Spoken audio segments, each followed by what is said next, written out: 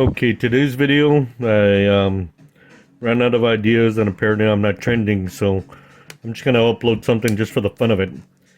This is one of the most annoying things that I remember learning from another person in terms of just how useful these water bottles are.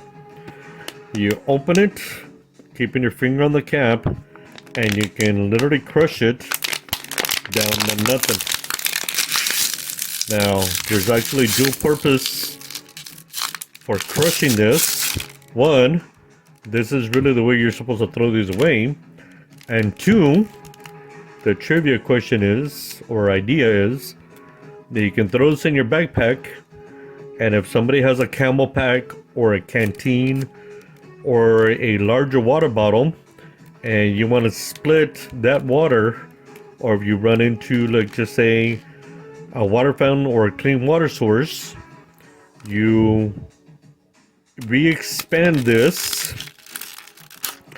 water bottle, and then you're able to pour water back in here and drink from it. And once you're done, you just hold the cap over the opening again, re-crush it, and you can put it back in your backpack. And there you go. So throw it away or reuse it. I really don't care. All I'm saying is that I was bored. I tried to find the most annoying thing that I could upload.